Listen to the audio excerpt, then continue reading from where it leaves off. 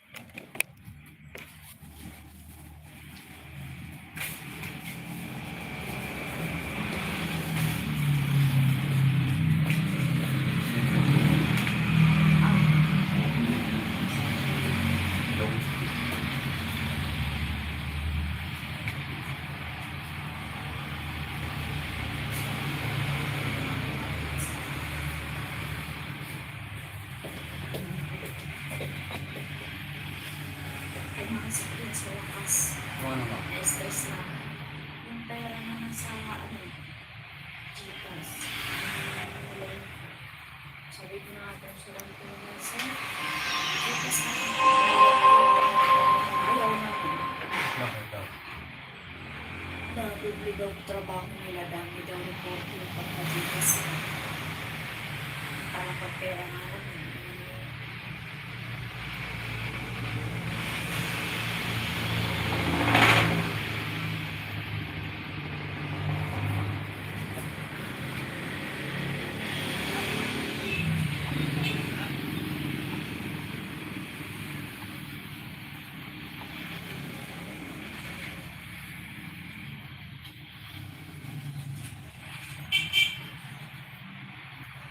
Tuloy ako mag-aalas na hindi. Hmm?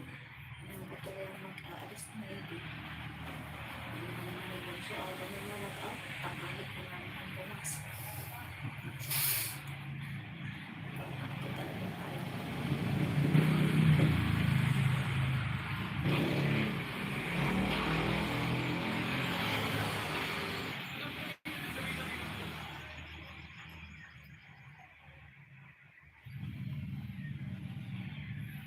Just much. The dominant air carriers in the Philippines are confident their planes can keep flying. The dominant air carriers in the Philippines are confident their planes can keep flying despite a warning by President Marcos Jr. that flights could be grounded due to a potential fuel shortage. A travel platform says Filipinos are likely to postpone their travel plans for now. Jackie Pascual reports. President Ferdinand Marcos Jr. revealed that the global energy crisis has led some countries to halt jet fuel sales to foreign carriers, forcing local airlines to carry enough fuel for round trips, a burden that poses a severe challenge for long-haul routes. When our airlines fly out, several countries have said we cannot fuel your aircraft, so you will have to carry the fuel there and back. And that's around here.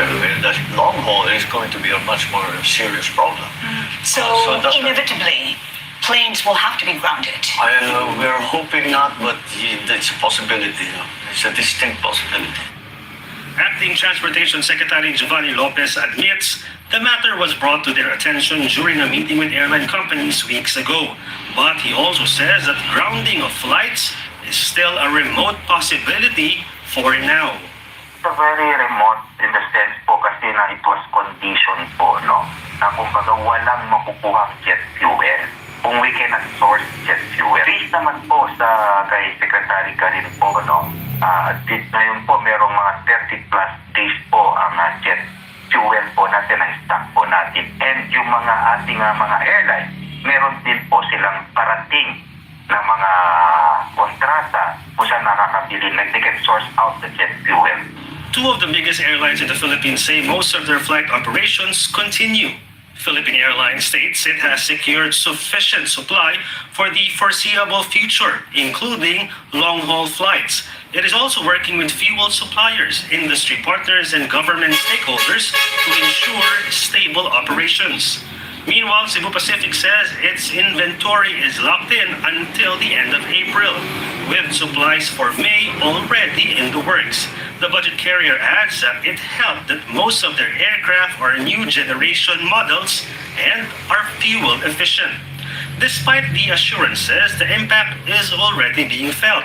PAL has canceled several Middle East routes while Cebu Pacific has suspended select flights within Southeast Asia.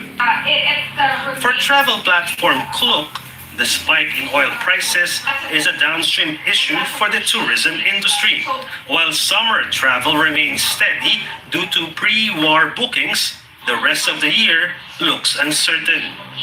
Rise in oil prices, for example, will significantly impact people's desire for travel and where they choose to spend their money in. So we're paying closer attention to that.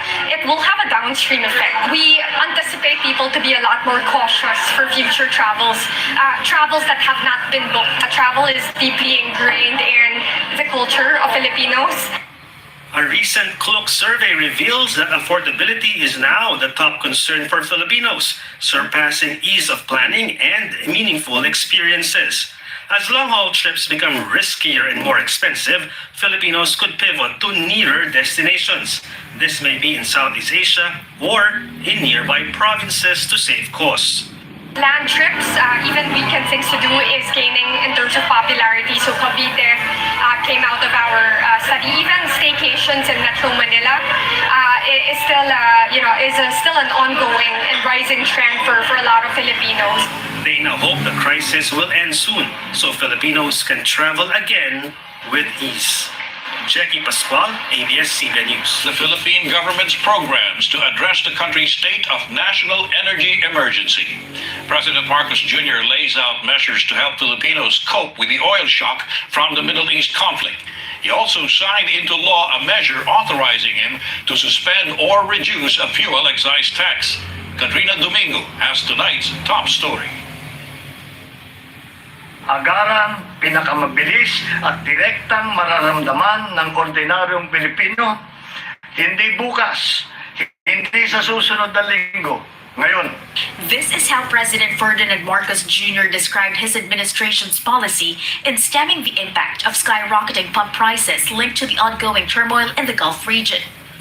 Hours after his briefing, the chief executive signed a measure that would allow him to suspend or cut oil excise taxes upon the recommendation of the Development Budget Coordination Committee. Analysts earlier estimated that the Philippines may lose at least 100 billion pesos in government revenue should the president suspend taxes on oil imports. Marcos says the government will also continue to provide cash aid for over 1 million drivers and fast-track the procurement and importation of crude oil and other petroleum products now that the Philippines is under a state of national energy emergency. Nothing is off the table. We are looking at everything that we can do. But when asked if the government will also exercise its right to take over private oil companies and pump prices, under Republic Act number 8479 or the Oil Industry Deregulation Act, the government may temporarily take over private companies in the event of a national emergency. And under Republic Act number 7581 or the Price Act, the government may impose a price freeze for petroleum products during a national emergency. Marcos assures the public that there is no need to panic over this declaration. It is a precautionary tool so that we are ready for whatever comes next, is to provide government with more options should the need arise. In an interview with Bloomberg, the Filipino leader said that the Philippines is in talks with Russia to obtain more oil supply. Marcos also says that the Philippines will certainly have a very serious restructuring of relations with China, Asia's largest economy. We've always tried to differentiate the territorial disputes from our trade arrangements, and many investments still, the big programs here of the government are coming from China, and they have not used this as somehow, they haven't leveraged this in any way.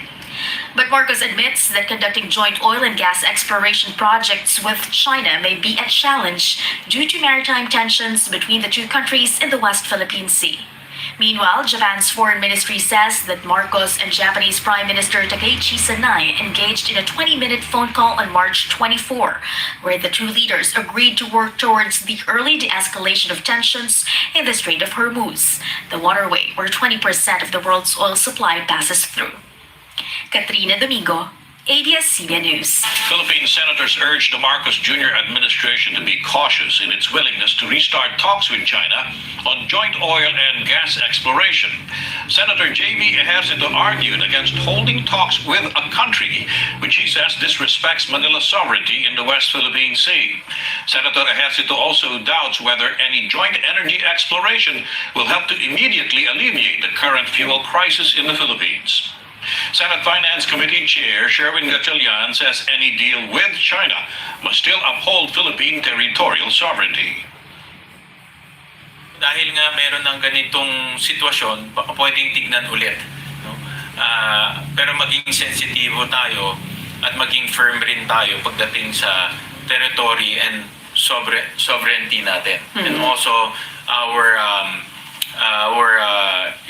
yung sovereign rights rin natin. So, trust is the very foundation of any relationship. How can you trust how can you enter into an agreement of a joint exploration with someone who is trying to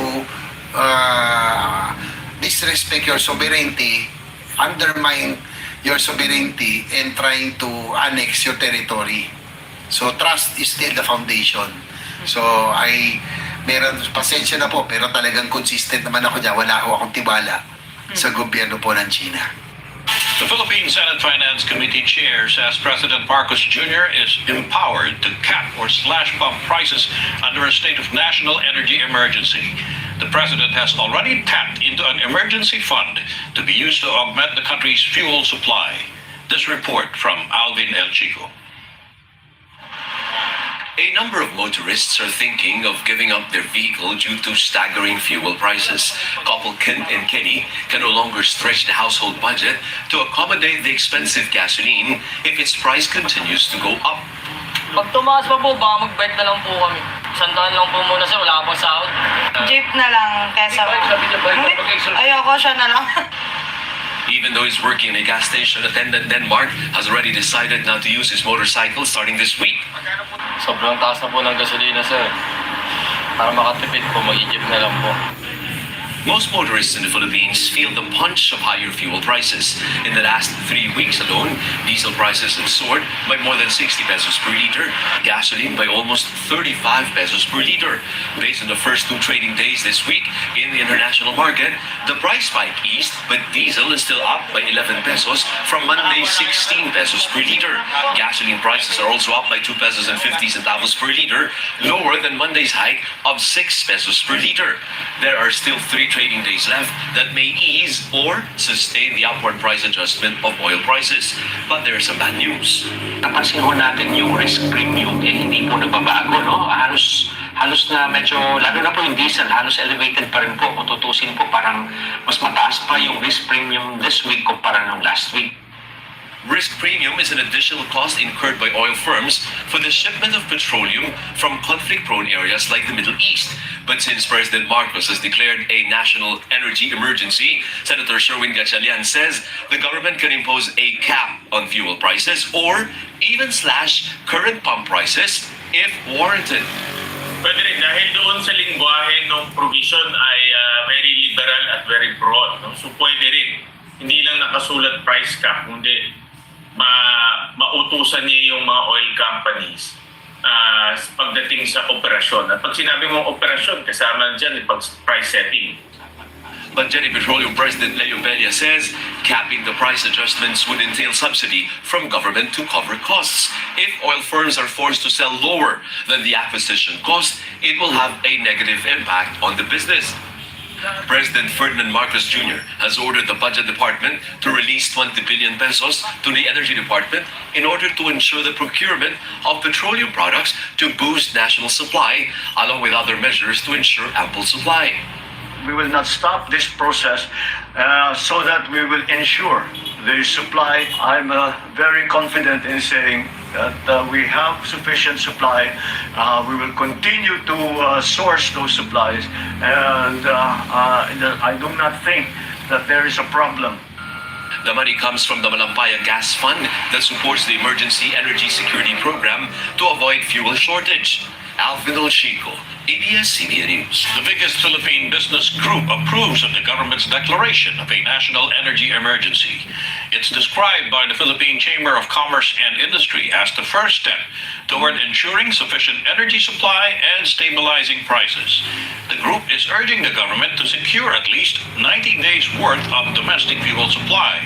It emphasized the importance of energy sustainability stability in sustaining economic growth, protecting livelihood, and ensuring the competitiveness of Philippine industries. The PCCI highlighted the need to support small and medium enterprises, which it says are the backbone of the Philippine economy. The distribution of cash aid to Philippine public transport drivers hit several snags as some would-be recipients complained their names were omitted from the list of beneficiaries. The Social Welfare Department says it is working on creating a more accurate master list. Johnson Manabat reports. A day of hope turns into a day of heartbreak for jeepney driver Zaldi Manalo. He lined up early Wednesday at the Quezon Memorial Circle for the cash aid payout from the Department of Social Welfare and Development and the Land Transportation Franchising and Regulatory Board, only to find out that he was not included in the master list of beneficiaries. Wala, luhaan. Wala raw kami sa listahan ng mga makakatanggap ng ayuda dahil wala raw yung listahan namin sa LTFRB. Eh siyempre, dismayado, wala. Bokya. Iyak. DSWD Secretary Rex Gatchalian acknowledged the gaps in the system, promising that the agency will coordinate directly with the LTFRB and local governments to iron out the master list of drivers eligible for cash relief. Meron talagang laging nawawala sa list sa mga pinuntahan ko. After today, the DSWD will go with the LTFRB sa bawat LGU. Isusuma total natin kung ilan yung nawawala at kung bakit nawawala. The 5,000 peso cash aid targets over 24,000 qualified jeepney drivers in Metro Manila. While 14 cities proceeded with the distribution, Marikina and Muntinlupa halted their payouts to ensure no one is left behind. The postponement has left many drivers in limbo, such as Ricardo.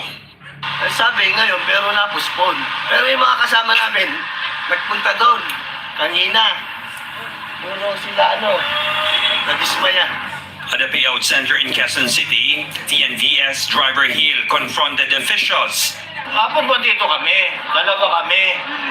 O sige, sabi ko, babalik. Dapat para sa Xerox ko na yung Ngayon ito, nakabalik na kami. Tapos DUJ daw, dinident ba? Sino sa mo hanapin yung tagturo sa akin na bumalik dito? Ngayon, kung hindi naman na, sana huwag na lang hindi na lang pinabalik kung wala akong may asahan. Halaga 5,000, magkukulaps ka pa rin. Relax lang po, Tay. Tingnan po natin. Siya na ho, high blood, high blood ako. Gatchalian personally intervened to calm the situation, clarifying that TNVS payouts were officially held last Tuesday, but he vowed to notify transport network companies for better coordination in future special payouts. Pasensya na, hindi ko alam sino nagsabi na TNVS ngayon. Ngayon araw ho ng jeep, ganito na lang ho, sir. Siguraduhin namin na makuha namin lahat ng detalye nyo. Pagka TNVS na, i-notify namin yung TNC nyo para sa tamang oras at sa tamang araw ko kayo pupunta. Johnson Manabat, ABS-CBN News. The Philippine House Justice Committee subpoenas financial records of Vice President Sara Duterte as it opens clarificatory hearings on impeachment complaints against her. It compelled key witnesses to appear before the panel, even as it rejected accusations it's already conducting a trial. Agatha Gregorio has more details. The House Justice Committee expects to hear the testimony of the self-confessed bagman of Vice President Sara Duterte, Ramil Madriaga, in its next hearing on April 14. At the start of the committee's hearing proper on impeachment complaints against Duterte, the panel decided to issue a subpoena ad testificandum to Duterte's former Chief of Staff, Attorney Michael Poa. Attorney Gloria Camora of the Commission on Audit, Intelligence, and Confidential Funds Audit Office, and representatives of the Bureau of Internal Revenue and Archives Division of the House of Representatives. Madriaga will be given protective custody, a matter objected to by Cagayan de Oro's 2nd District Representative Rufus Rodriguez. He is facing kidnapping with murder charges. There's a point of order. You must clarify that trying to protect somebody who's a polluted source. Issues of credibility can be raised in the questioning, in the clarificatory questioning. The committee also approved a motion to strike Rodriguez's remarks on Madriaga off the record. According to the Justice Panel, they will coordinate with the Bureau of Jail Management and Penology and the court that ordered his detention for Madriaga's appearance. Rodriguez was noticeably the one objecting to most motions. This includes one to issue a subpoena duces tecum for Duterte's statements of assets, liabilities, and net worth over some years. The second one, it is a fishing expedition. There are no ultimate facts on the side end of the Vice President. So I will vote no. I will object to the second one. Still, the committee approved this motion. Subpoenas were also ordered issued for National Bureau of Investigation records on its investigation into Duterte's threats against the President, the First Lady, and former House Speaker Martin Romualdez. Income tax returns of the Vice President, her husband, and businesses linked to them, certifications from the Philippine Statistics Authority on recipients of confidential funds of the Office of the Vice President and Department of Education were also among documents the committee wanted subpoenas for. It It can be recalled that the name Mary Grace Piatos became controversial after being listed as a beneficiary of confidential funds. And so some lawmakers were spotted with this before the hearing proper. May baon tayo kasi matagal na nagtatanong ang taong bayan, ano? Sino ba talaga si Mary Grace Piatos? May utang na katotohanan ang Vice President sa ating mga kababayan at ito ang simbolo. But one person who wasn't there was Duterte herself. We recall the words of Justice Antonio Tiham in the previous impeachment against Chief Justice Maria Lourdes Sereno. Failure to participate in the hearings before the Committee on Justice is tantamount to a culpable violation of the Constitution. Duterte's lawyers submitted a letter saying the committee has no jurisdiction to conduct the hearing, which they called a mini trial. Wala po itong batayan sa katotohanan. Ito po ay legal na pagpapalusot para lusutan na naman pong muli ang pagpapanagot sa mga impeachable offenses laban sa atin pong pangalawang Pangulo. Some lawmakers, however, are in agreement that they should stop calling what the Justice Committee is doing a mini trial.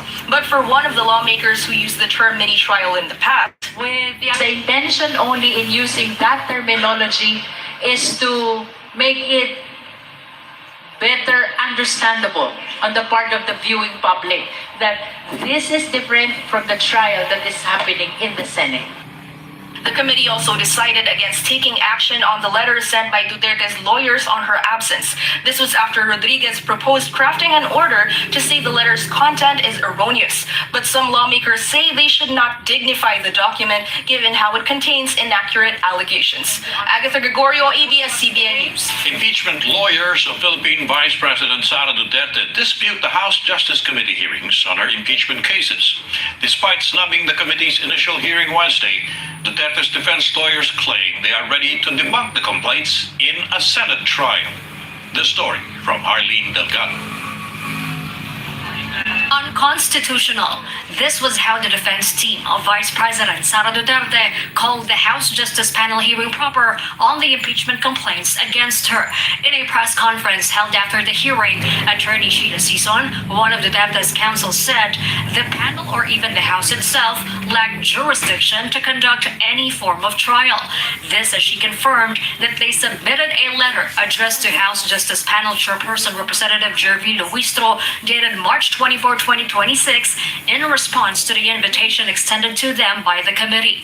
The term mini trial did not come from the defense. The term mini trial came from members of the committee. Given that the Constitution only vests the power and authority to conduct trial in the Senate, then the House of Representatives or any of its committees cannot do that. Sison also pushed back against ML Party List Representative Laila de Lima's remark, who earlier criticized Duterte's absence in the hearing, calling it a disrespect. There was no disrespect intended because in fact we had responded to the invitation that was extended to us. We don't know, we don't understand how that could be a form of disrespect. Asked if they will challenge the proceedings before the Supreme Court, Duterte's defense team spokesperson Michael Poa has this to say. That is always a possibility, especially since our objection to the proceedings is fundamental. We need to mere technicality. Poa meanwhile said he will wait for the subpoena issued against him by the panel, emphasizing that he has no intention to evade. In terms of the other subpoenas issued by the panel, the team will have to evaluate first whether such orders are in accordance with the law. I cannot tell you yet how the defense would meet the orders given today at the committee hearings or how we would specifically respond to those. But we are making clear that we are questioning the jurisdiction of the committee to conduct this form of trial. Duterte's defense team maintained that they are ready to answer the allegations before the Senate as the impeachment court. As to the safety of Mr. Madriaga, hindi kami yung may hawak ng kaso kasi na perjury laban kay Mr. Madriaga, no? Pero as to the safety, gusto naman namin mag-testify siya eh. Diba? Kasi paano natin pabubulaanan yung mga sinasabi niya kung hindi natin siya papatestify, di ba? Doon lang yung forum. But again, at the proper forum, yakit na nila sa Senate, so we can have a proper trial at para mapakita na natin na talagang walang basihan ang mga impeachment, itong impeachment complaints laban sa kanila. In a statement, attorney Armando Ligutan, counsel for the third impeachment complaint, slammed Duterte's defense team. Ligutan claims the legal challenges prove what the defense fears most, the public finally seeing the damaging evidence against Vice President Sara Duterte. Harleen Delgado, ABS-CBN News. A new poll indicates that public confidence in Philippine President Marcos Jr. is being dragged down by inflation and the results of his anti-corruption efforts. A pulsation survey conducted from February 27 to March 2 shows 44% of Filipinos distrust the president. The survey respondents cited the lack of arrests in the flood control scandal, the continued rise in consumer prices, and allegations of the president's illegal drug use. 28% said they trust the president due to his efforts to fight corruption. Pulsation says trust in Vice President Duterte is largely based on personal traits such as leadership, courage, and being pro-poor. But uncertainty and distrust toward the Vice President are largely tied to the issue of her alleged misuse of public funds. The Philippine Anti-Money Laundering Council filed civil forfeiture cases with a Manila court targeting assets linked to alleged ghost flood control projects. The council says the court has issued provisional orders to protect frozen properties while the cases are under review. It says total frozen assets related to flood control corruption cases is now estimated at around 13 billion pesos. The council filed the court cases even as its executive director, Matthew David, requested he be transferred to the Philippine Central Bank. Acting Director Arnold Cabanlit has been designated as the AMLAC officer in charge. Pakistan reportedly delivers a 15-point U.S. proposal to Iran to de-escalate the Gulf War. A senior Iranian official told Reuters that talks on reaching a ceasefire could be held in Pakistan or Turkey. Israeli sources say the proposal includes talks on removing Iran's highly enriched uranium, curbing its development of ballistic missiles, and a halt to funding for Iran's regional allies. Iran earlier rejected any negotiations with the U.S. The Pentagon closes deals with several defense contractors to boost weapons production during America's wartime footing. Honeywell will increase production of critical munitions components with a $500 million investment. BAE Systems and Lockheed will quadruple production of THAAD interceptor seekers. Lockheed will also accelerate production of its precision strike missile. The deals were reached 4 weeks into the Middle East conflict. The Philippine Stock Exchange Index climbs for a second straight session to sustain its recovery as global oil prices retreat. The details from Michelle Ong. Asia stock markets rose in broad-based buying Wednesday as easing oil prices and renewed hopes of a diplomatic breakthrough in the Middle East boosted investor sentiment across the region. Here at home, Philippine shares picked up, supported by net foreign buying of 225 million pesos. If you're looking just purely on valuations, our market is cheap, virtually around 9 times for PE. That's compared to a 3-year average around 11 and a 5-year average around 14. So on the pace alone, it seems to say that the market looks attractive. But then more than that, I think what prices really are reflecting today is how cautious investors are given all the risks. In corporate news, JG Summit reports a full-year net loss of 87.9 billion pesos for 2025, reflecting the results of its discontinued petrochemical operations. This includes the 114.3 billion impairment loss booked by JG Summit Olefins Corporation after receiving the board approval to write down its assets in the fourth quarter of last year. Still in earnings, FirstGen reported an 8% increase in attributable recurring net income for 2025 at $264 million, or about 15.2 billion pesos. That's up 8%, as revenues rose 6% to $906 million as the company sold greater volume of electricity. The Lopez Group's clean and renewable energy provider says the hydro portfolio soared in earnings as it generated more kilowatt hours due to higher water levels.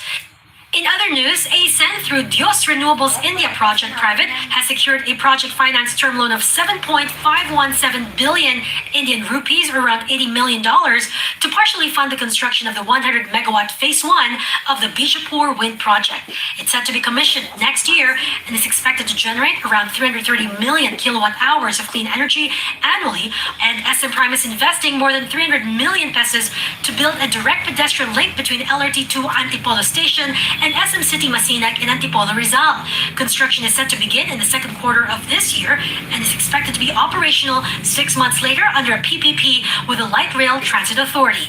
Finally, after 7 years, Robinsons Retail is closing down all of its 11 no-brand standalone stores in the Philippines as it simplifies its portfolio and focuses on retail formats that deliver strong and sustainable returns. Michelle Long, ABS-CBN News.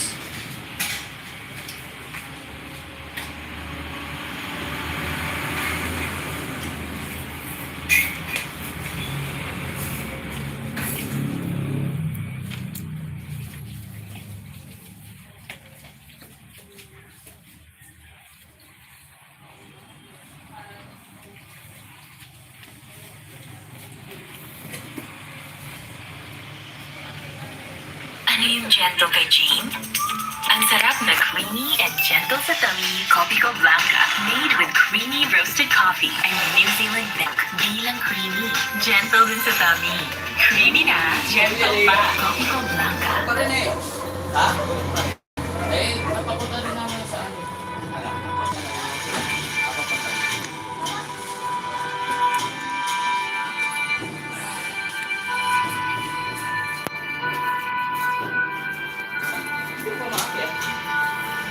Baba ko lang eh.